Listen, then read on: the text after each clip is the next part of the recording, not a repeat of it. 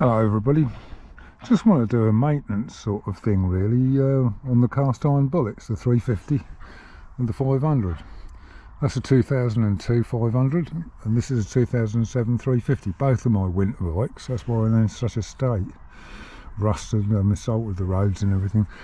Right, lubrication system, and get straight into it. How it works and what the problems are with it. That is your feed pump there. And that is your scavenge pump. That's driven off a shaft that runs right the way through there, and that's driven off a worm on the end of the crank, which turns the shaft, and there are little reciprocating pumps in there, in brass discs that reciprocate backwards and forwards. So, this one, the feed pump, takes the oil out of this oil tank, which is separate to the crankcase, although it's cast in with it. It sucks that oil up and puts it into the filter. From the filter it goes to that hollow bolt, which is a quill, which goes into the big end, well, the end of the crank, and it feeds the big end through the end of the crank. So the crank is spinning, the big end is whirring the oil out everywhere, and it's lubricating the piston and the bore and everything else, and then eventually it all falls back down to the bottom of the crankcase, and then that's where the scavenge pump takes over. That picks up the oil out of the bottom of the crankcase. Now if you think that that picks up the oil and puts it straight back into the end of the tank, it doesn't. It picks the oil up and takes it to this boss here, where it's got the pipe screwed into it, which is the rocker feeds. All the oil that the scavenge pump pumps has to come up through here, goes up to the rockers, out of the little holes in the rocker shafts, lubricates the rockers, the valve guides, and then it internally inside the head it falls back down and it goes down the pushrod tube, past the tappets, and lubricates them, and ends up in this chamber here. And the oil level is about there all the time. So the gears that are in there, the cams and everything, are all lubricated by that big reservoir of oil that's left in there. So the oil keeps falling down into that, and it then overflows through a little hole drilled in the back of this casing, which goes back to the oil tank. So that's how the oil gets back. Right, cold mornings, -1 this morning. You start this up with 2050 in it, which is like syrup. The big end gets its oil from the feed pump, like I said, from the tank. If that oil's too thick to go through the filter, which it can get too thick, then the pressure will build up a little bit in there, and there's a brass plate in the end of there with a spring which seals against the end of the filter. If this pressure gets too high because it can't get it through the filter, it'll actually lift that brass plate off the end of the filter and let the oil bypass the filter and then go to the big end. So you don't starve the big end, but you're not getting filtered oil to it till it's warmed up. Right, so far so good. The scavenge side is a little bit different. That's trying to pick up stone cold 2050 oil. It's trying to force it up this pipe, all of it, to the two rocker shafts, which have got like pinhole holes in them. They're very small holes, and it can't get it through those holes quick enough. So what happens, it starts to build pressure up in this pipe. There's nowhere for it to go, only through those holes up there, and the pressure can get so great that it can put an enormous load on the drive shaft and the worm, where it's trying to turn this shaft, and there's so much pressure against the scavenge pump that it'll actually shear the teeth off the shaft. You won't know because you haven't got an oil pressure gauge or an oil light or anything. The shaft just stops going around, so you've got no oil going around in the engine at all. End result is you've got to rebuild the engine. Now this is no different to the Redditch built ones. Now the Redditch built ones had an oil pressure relief valve here, so if that oil pressure did start to get up high, because it is England and it is cold weather normally, it would lift that pressure relief valve at about £30 per square inch and let the oil divert through a drilling into this casing and then go back to the tank. But it will keep a little bit of pressure up against the rockers, so it keeps lubricating the rockers, and that was brilliant. That all worked. You don't get this problem with the British built ones, but with the Indian ones you do, because they've deleted the pressure relief valve. Now why have they done that? It's quite simple, because they put it in right up to the 1970s. They still had the pressure relief valve, and then suddenly they deleted it, didn't fit it anymore, because they'd worked out that their ambient temperature over there is a lot warmer than it is over here. So their oil stayed a lot more fluid because it was just warmer climate, which is brilliant. Yeah, fine, you know, that's not a problem. So they never had a problem with any of this over in India.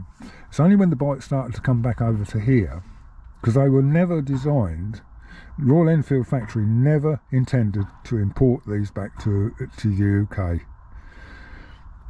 But they started to find their way back, and the early ones have got the pressure relief valve and they're fine.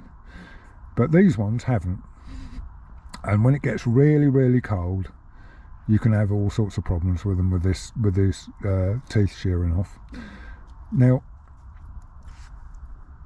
this one, to change the oil, undo these screws, take this cover off, because you have to get the oil out of this chamber, otherwise you leave half of it in there. It's not just in the oil tank.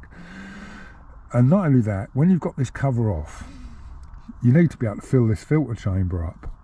So if you take this cover right off and tilt it onto one side, so this is upright, and that's at the top, up here, you can undo the nut, take the plate, take the spring off, take the washer and the brass plate, and then take the filter out, put a new filter in it, fill that chamber up with clean oil, and you're good to go. And also, the most important thing is, while this cover's off, you can look inside the cover, you can see this oil pump drive shaft, and you can see the teeth on the shaft, and you can see if there's any damage or wear or anything on that on the worm as well. And this has got quite a bit of wear on it, and this has only done 3,400 miles from new. So it's been run on 2050. I didn't buy this bike new, but it only had 1,500 miles on it when I bought it. So yeah, so this is going to get a new oil pump, drive shaft and worm very shortly. It's just the same with the 500s, exactly the same system, no difference at all, except the oil pumps are slightly bigger capacity for the 500s than they are for the 350. But apart from that, it's absolutely identical. The only thing I've noticed with the 500s is it takes the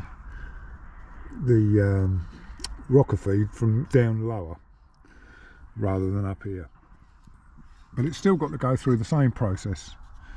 And I've had this cover off when I've changed the oil, and there's no wear on that at all, and this has done 20,000 kilometers in this bike. It's fine, absolutely fine. So if this helps somebody, that's what my job is, isn't it? My job's done then, isn't it? If I've helped somebody and helped them understand what the problems are. But I've got two oils here. This is 2050. It's near on freezing here at the moment. Just look how thick this oil is. I don't know if you can see that. You can see how it pulls up on the ground. It's like treacle. It's not even below freezing yet, it's close to freezing. Now, this is what I use. I use 1040 semi-synthetic, because if you look how fluid this is in comparison. It's a lot more fluid, so it gives the oil pump an easier time. And I run this Castrol Power one, 1040, I run that throughout the winter on these bullets, because it gives the oil pump a lot easier life. But you still got to let them warm up a bit, you know. I'll normally stick them on the stand, start them up, and then go and get all my gear on. That's about 5-10 minutes and that, and they've got a little bit of heat in them. Then you can ride off on them. So yeah, go on to 1040. It's great oil, that is. I use that in my Honda VT 1300 V-twin, and that's done 109,000 miles, and that oil goes in that engine, and it comes out the same colour as what it went in after 8,000 miles. It's not even changed colour. It doesn't use a drop of oil, that bike, but that's Honda, isn't it? But these old prehistoric things, they just need a little bit more care and a little bit more attention, and you've got to understand how they work and what causes the problems. But I'll do a video, probably in the next one, where I'll take both of these out back to back, because the little 350, the ride out video I did of that, it's been quite popular, really. You know, it's still getting views now. People keep curious about it. So like I say, both of these are my winter bikes, and I'm not worried about rusty silencers and that. I'll soon replace them. But yeah, anyway, I hope it's helped you. Hope it's helped you understand how it all works. But don't take it as a given that they're all there, the oil pumps, they just don't need any attention, they'll just carry on. And yeah, they'll carry on, but they need the right conditions to work in. So anyway, there you go. I hope it helped. I'll catch you on the next video. Bye bye.